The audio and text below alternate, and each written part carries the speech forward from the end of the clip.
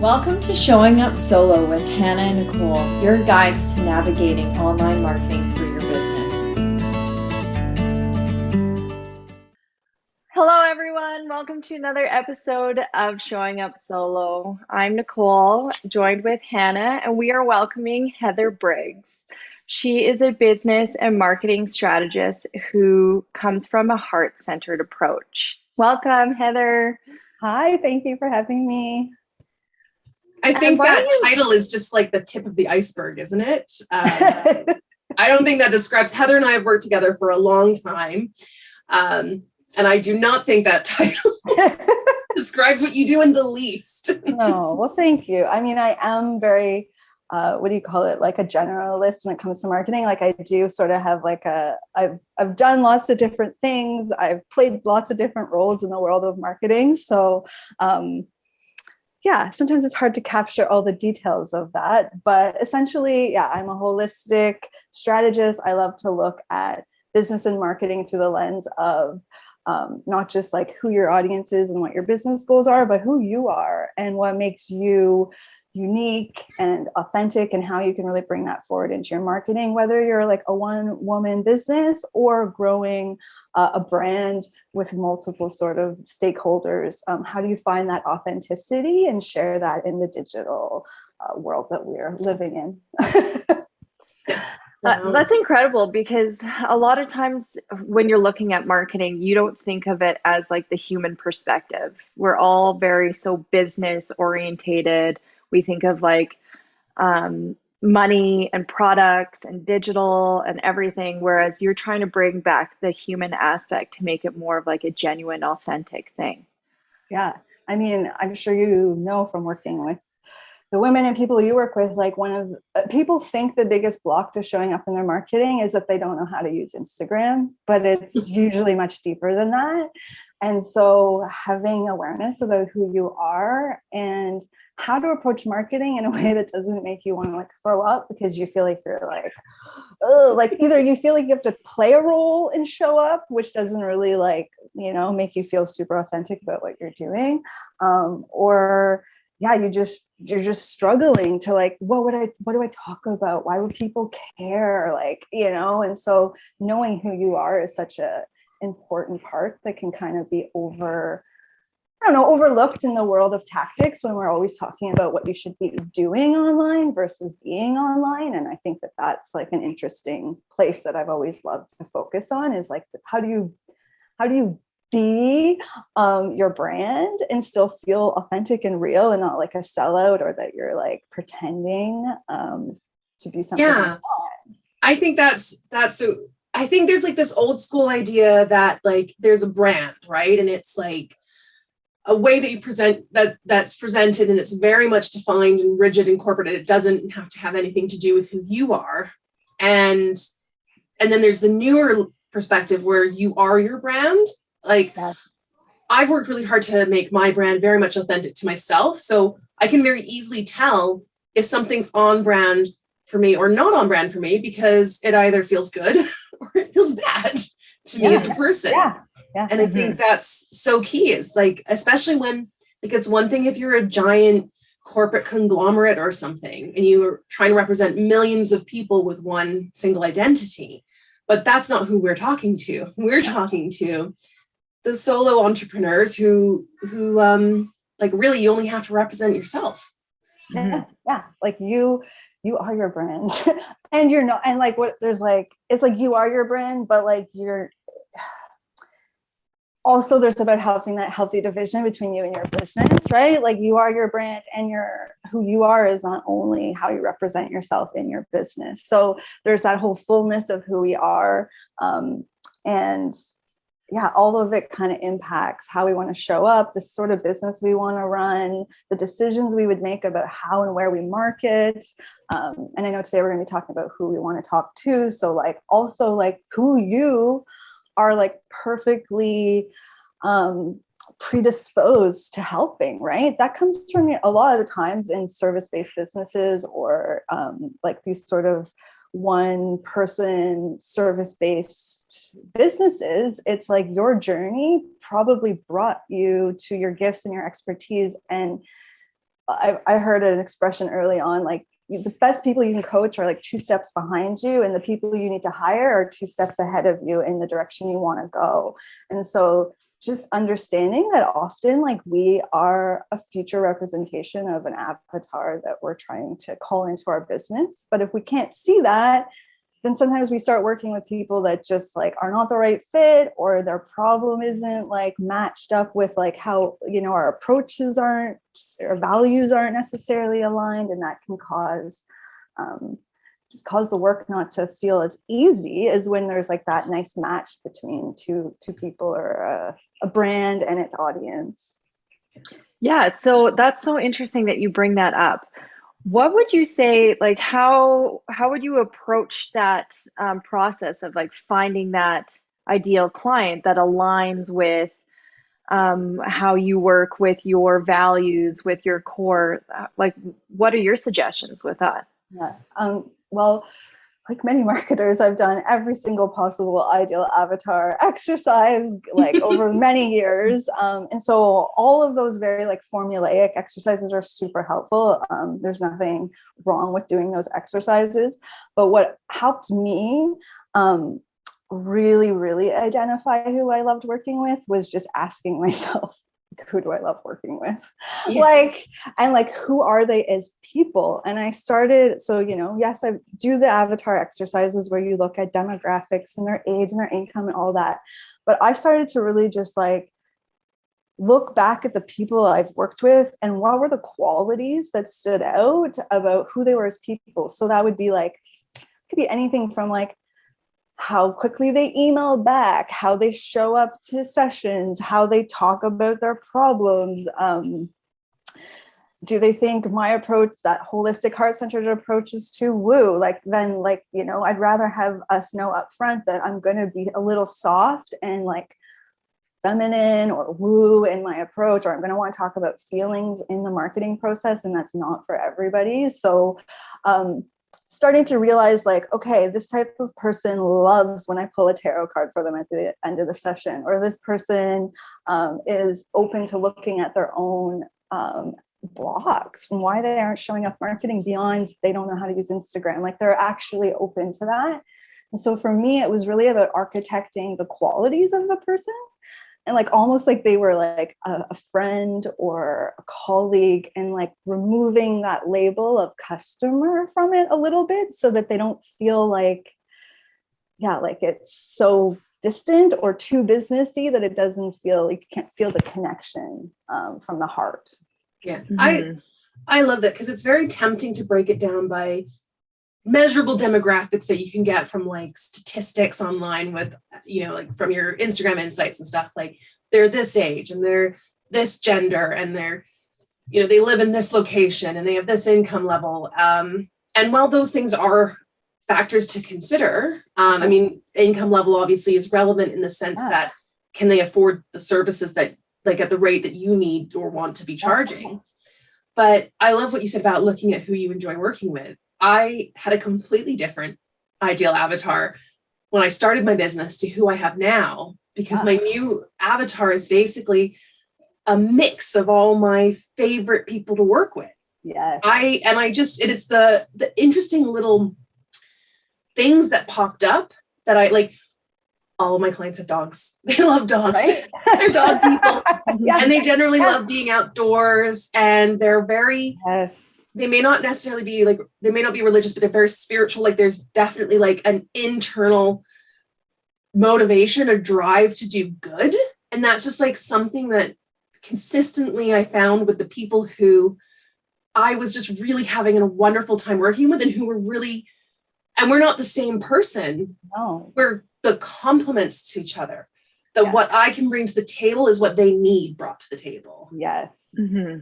I love that. I also love that you're bringing up that it's like a living like it's, you don't do it once, you do it over and over and over again. I've been in business for like, almost 2 decades, and like it evolves and it changes. And depending where I'm at in my life and what my focus was, my business strategy and who I was trying to attract might have shifted and changed. And so the invitation to be in relationship like, you're saying, like, let it evolve. Also be using a mix of that hard data with that sort of more soft data. Like, do I actually like working with this type of person or this type of business? It's so, yeah, such an important, I think, permission to give yourself early on in the business, to not get locked into one avatar, but to like let yourself start with one and see where that takes you, and then do the exercise again every year or every 6 months, or however is your business is evolving, to keep checking back with that customer avatar, because it's super central to everything in your business. Well, that's a really good point, as because not only does your business evolve, but we evolve as people, and we are constantly changing. Things happen in our lives, and instead of being fixated on this is where we need to be and this is where we need to stay, having that like openness to changing and growing, and also welcoming those kind of people that we're attracted to and they're attracted to us. So I really like that idea of, it's okay to change and it's okay to grow, and we'll attract the people that we love to be and work around. Yeah. When you talk That about, actually, oh, sorry. I was just going to say, when you talk about scaling, growing a business that you love, like, that's the difference to me. It's like, you can scale a business that you don't love. People do it all the time. People come to me, they're like, I've built this thing and I don't love it and I don't feel like I want to run it. So that opportunity to actually like scale doing something you love, I think, has a lot to do with not just what you're doing in your business, but who you're working with, because that's like, it's such a huge part of what you're focusing on every day in your day to day. Yeah. I was just going to say, because we're talking about, how your ideal client can evolve just as you can evolve. And like, so if it's a living document, that's one thing, but we always hear the message of being consistent, right? And having a brand that's consistent. Yes. How do you balance consistency, which doesn't necessarily mean staying the same, but how do you balance consistency with this ever evolving influence? Yeah, I mean, I guess it is about not redoing that exercise every week. You got to give yourself a run. So when you start your business, I always say your ideal avatar is going to be your best educated guess. Like, you don't have experience to really like go back with. So you kind of choose who you think is going to be most likely to buy from you, or whose pain point you have the most ability to solve. And I think you got to let that run. You got to you got to test it out. You got to give it a good run. Certainly pay attention to your own instincts. If within the first few months, you're like, I got it wrong, I've got to go back. But I think for most people, it's about the practice. So I'm very much about the practice of coming back to your brand often and not treating it again like it's just something you do when you start your business, but your brand foundation, meaning that there's elements of your brand from like who you are, what your purpose, vision, mission is right now, who you want to be working with, what you want to be offering through your business. And all of those things should be not just done once, but constantly that's the opportunity of having a consistent marketing strategy, is that, me and Hannah even know from working, it's like together, like every month we sit down, we have to have a talk about like, who am I trying to talk to this month? What's the offer that needs to go out in front of them? So within that kind of like high level avatar, you're also going to have like sub avatars or little like niche components that might have a slightly different message. So I'd say just, you don't want to be doing it too often, but you want to have a commitment to the practice of going back to your foundation and making sure it still feels resonant to you. It's interesting that you said that, because I was thinking back into my own experiences with clients, and especially when something happens where perhaps my values don't align with theirs, and it's that like aha moment of, okay, what direction do I want to go with this client? Right. And does it work? Does it continue to work? Or is this something that we can make work? Yeah. And it's definitely kind of like that reminder of like, okay, maybe I need to look at my ideal avatar and think about like who it is that I want to work with. Yeah. And I mean, without getting like really into the woo, but like if you want to just look at it through a law of attraction, like the idea of writing down a very clear thing that you want to create is a powerful exercise in manifesting or making things come into reality, right? Like it's one thing to think about it in your head. I think the next step and why the avatar exercises are powerful is because you put it down in words or you find a picture of the person and you start to kind of like make it come to life. So yeah, I think there's that piece too, which is like the more refined you get. I actually have like, I don't know where it is, but I do have like a client avatar. Like every time I get kind of like a new, oh, I didn't like that about that client, I might like write down the quality or the opposite of the quality of what I'm looking to call in. And so yeah, like the foundation was there, and it's just kind of you get more and more specific, which is if anybody's ever like, oh, like manifesting like your true love or whatever, it's the same idea. You want to be really specific on who you're trying to attract, because the more specific you are, the more easily the universe will send it to you, or that you're going to pay attention that that person came into your life. You know, like if you're not looking, sometimes you can't see the perfect client show up. And vice versa. If you don't know what you don't want, sometimes you can't tell that you're getting a lot of what you don't want. Well, it's if you avoid defining it, how will you know when they've shown up? Yeah, right. Exactly. If you avoid defining what you're looking for, then you won't know you found it. And actually, this was my big aha when I sort of shifted from that like more standard exercises. I thought I was blocking myself in the type of business. So I had this, like, they have to be this type of business, like, I don't know, heart-centered, nonprofit, whatever. Like a very kind of like, top level, this is what the type of business is that I work with. But when I dropped down into the human, like this is the type of person I work with, I can find those people in business. Like I have clients that are businesses that I wouldn't have put down as sort of the B2B kind of thing, but the person I'm working with within that company is my ideal avatar. They're not even necessarily an entrepreneur. They're the marketing manager of a department, but they're the people that I like to work with. Like, and so you start to find, like, again, I think that's the humanness, is that like, okay, they don't look like this type of business, but the person inside this business is like, makes me feel that this is like the right type of relationship and connection. And so it actually, like the advice that's out there, which is like niche, and the more you focus, the more you can scale. In my own experience, was like, once I stopped being so niche focused, I actually opened my business up to more abundance, and I was able to find those people in more places, if that makes sense. And it's not that my message got diluted, it was my awareness opened. Yes, I love that. Makes any sense? I think you're uniquely equipped to answer this question. And I might be giving you a bit of a tricky one here, but this is one that I think often people, before they start marketing, right, they get blocked. There's a couple, like you said, there's lots of blocks. Like maybe they think it's not knowing how to use Instagram. A lot of people say, oh, I have to do my branding before I can start doing my marketing, or vice versa. What is your take on that, or your advice? I love this. I get asked this all the time in like different, I don't know, interviews. Which comes first, the branding or the marketing? It's really hard to disentangle them, if you ask me. Like, to me, they're one and the same. They're like two sides of the coin. I don't know how you can do one without doing the other.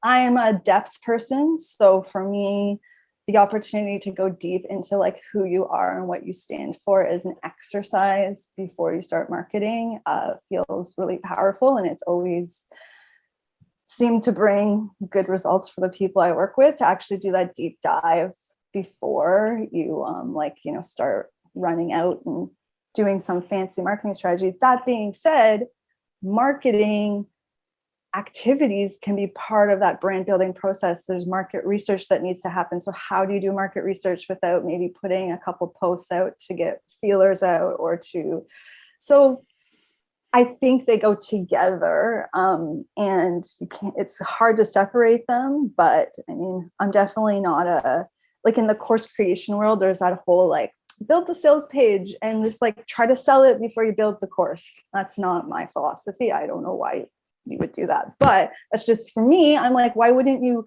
build out the depth of the offer and then sell that? So again, there's just different takes on all that stuff in the internet marketing world. So I think, again, it's like, we're talking about ideal clients, like for all of us as marketers, we know there are people who are going to come to us and just want like a fast approach, and they want to like be big as soon as possible, and they're willing to pay for followers, and there's all the kinds of ways to do like these approaches. It's just about, I think, what resonates with your values, and yeah. Yeah. So for a lot of our viewers, I know that they're going to be in different kind of stages of their business. Like they might be at the beginning, or they might be kind of more through it. From what I like just heard you say, is it's not about really having to do it one way or the other. It's more of just figuring out your own values and what works, and just kind of taking the ball and charging with it.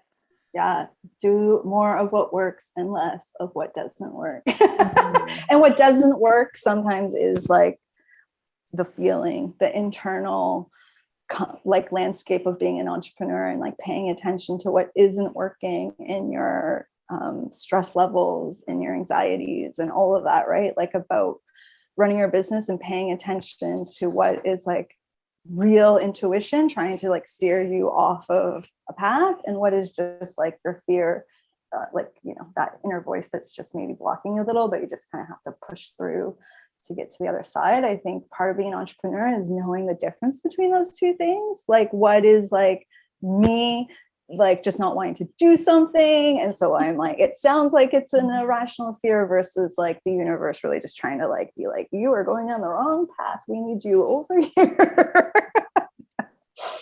So yeah, I don't know if that answered that question, but I think it did. I think it did. Yeah. So thank you so much for joining us, Heather. I've always loved, I mean, I love working with you, but I've always loved all the events that you host. And so you bring such a great energy to the table. And I'm sure people who are watching or listening are feeling that right now. Before we let you go, is there anything you'd like to share with our audience, or how they can maybe work with you or get in touch? Yeah. Well, one thing I want to say, because I know you ladies are focused on starting solo, and I've been pretty much a solo entrepreneur for almost 2 decades, working, you know, like sometimes seeing myself as a freelancer, sometimes seeing myself as a business owner, sometimes trying to scale, sometimes coming back to one. And really that journey, what it's told me and what I've felt is that there can be this pressure to be big, to grow fast, to scale. And sometimes your calling and what's going to make you the happiest as an entrepreneur is being solo. And so, yeah, that's something I just want to say to your audience. Like, if you feel called to just have a simple, small, but like abundant business, that's okay. And that also can impact the choices you make about your marketing and your business growth activities and all of that. And yeah, if people are interested in learning more about what I do, you can come visit me at radiatereal.com and or reach out for a free clarity call. I'm always happy to get on a call with an entrepreneur and just hold space to kind of see what's coming up and what's going on in your business. And if I can help, I'll always offer solutions. And if not, it's just a nice way to connect with another entrepreneur and get a little bit of insight or guidance on where to go next. So if anyone wanted to find you besides your website, do you have any social media handles that you would like to share? Yeah, you can find me on Instagram and Facebook at / like Radiate Real. I'm on LinkedIn. Those are probably my main networks. Facebook, Instagram, and LinkedIn are the best places to connect with me, where I'm most active. Yeah, I think that's it. That's fantastic. So for our Showing Up Solo members, we are so lucky to also invite Heather for a training session really with you about branding and how it aligns with your ideal client, with your marketing, with you. Do you want to share a little bit about that, or should we keep it a little bit of a secret until? Yeah, I don't know. It's the look we're gonna, I think, be talking about, like look and feel and your vibe. And is that the one you're thinking of, Hannah? Yeah. I have done Heather's branding training, and I can just say, so valuable, so insightful.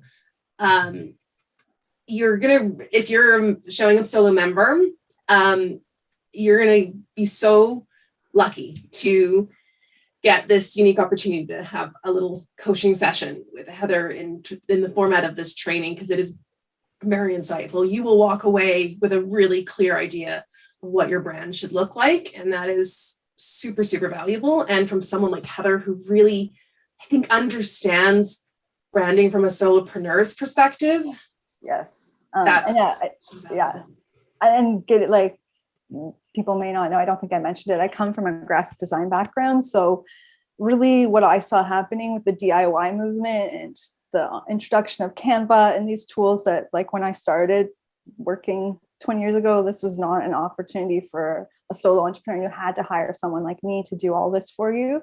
So what I think the best thing I can do now is help people do some of that front end thinking, so that they can go into Canva and create a color scheme and think about fonts and all of that as being really aligned to who you are, and an authentic way to differentiate yourself visually online. So I think it's an important piece of the puzzle. Yes, and actually I can't understate that enough, because Heather, you were very generous with your knowledge.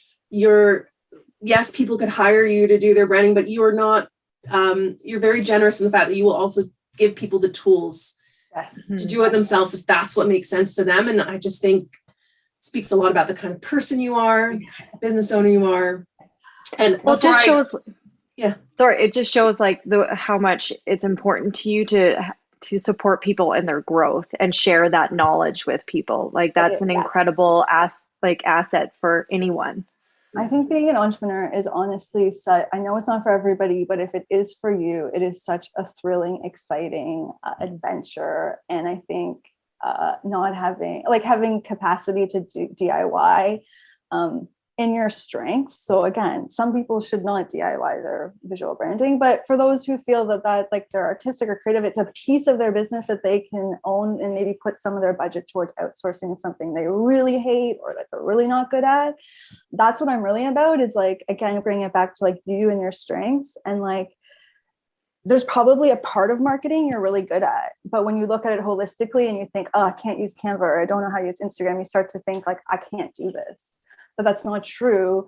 There might be pieces of your marketing strategy you can't do on your own, but there are pieces you can. And when you're starting out, being able to bootstrap those little small things here and there are really important. So yeah, that's really what I'm about, is like enabling a new business owner to bootstrap where they need to and invest where they need to. And investment, I always think at the beginning, should be about strategy, knowing who you are, what are your goals, getting into that kind of stuff, and allowing your first few years in business to be a little, maybe your branding's not perfect. Maybe it's like, again, just like your ideal avatar, maybe your color scheme has to shift slightly a few times until you're like, yes, these are my colors and this is the font I love. And, so again, just allowing some spaciousness around that creative process, because being an entrepreneur is a creative exercise. Starting a business is a huge creative endeavor. And yeah. Love that.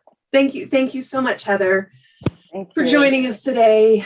And thank you everyone for tuning in. We're so lucky to have Heather here as a guest, and we can't wait to see you inside our membership. Yay. So until next episode, everybody, thank you so much for tuning in. Thanks, Heather. That's amazing. We can't wait to have you again. I look forward to it and helping people in your community go a little deeper with this work. So thank you so much for having me, and we'll see everybody soon. Want more from Hannah and Nicole? Make sure to sign up for the Showing Up Solo membership, a monthly membership with guest experts, free resources, and a members-only invite to our live content batching sessions. A wonderful opportunity to meet new people and get advice from from Hannah and Nicole live in person. And as always, don't forget to subscribe so you don't miss a future episode. See you next time.